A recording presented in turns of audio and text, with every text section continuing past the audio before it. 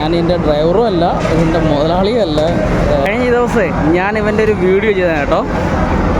വണ്ടി ഓടിക്കുന്ന ഒരു കുഞ്ഞ് വീഡിയോ ചെയ്തായിരുന്നു. ഞാനിവനെ കളിയാക്കി ചെയ്തതൊന്നുമല്ല. ആളിച്ചിരി പഴയ വണ്ടിയാണ്. പക്ഷേ ഇവനെടുക്കുന്ന ജോലിയുണ്ടല്ലോ കേട്ടോ, ഫുൾ ലോഡ് ഐസുമായിട്ട് കിടക്കുന്നൊരു വണ്ടിയാണ്. ഇവിടുത്തെ ഐസ് വണ്ടിയാണ്. അതുകൊണ്ടാണ് അവൻ ഈ കണ്ടീഷനിൽ കിടക്കുന്നത്. പിന്നെ ഞാൻ ഓടുന്ന വണ്ടിയൊന്നുമല്ല. നമുക്കിവിടെ ഐസ് അടിക്കാൻ വേണ്ടിയിട്ട് ഇവിടെ വരുന്ന 2-3 വണ്ടികളിലൊരു വണ്ടിയാണ്. അവനെ എടുത്തിട്ടപ്പോൾ ഞാൻ ചെറിയൊരു വീഡിയോ ചെയ്തതേ ഉള്ളൂ. ഒരിക്കലും ഇവനെ ഞാൻ കളിയാക്കി ചെയ്തതല്ല.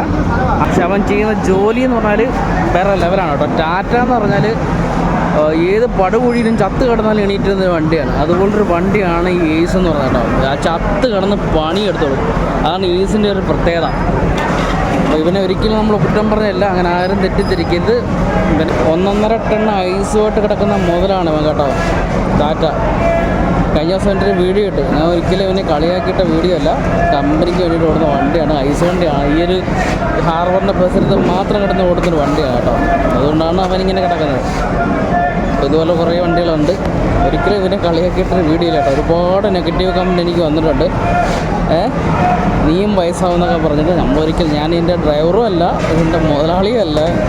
ഒരു വണ്ടിയൊന്നുമില്ല കേട്ടോ. അടുത്തൊരു ഐസ് വണ്ടിയാണ്, നമ്മുടെ ഐസിൻ്റെ. ഇതുപോലെ ഒരുപാട് വണ്ടികൾ നമ്മൾ ഈ ഹാർബറിൽ ഇവിടെ ഐസിന് വേണ്ടിയിട്ട് ഓടുന്നത്.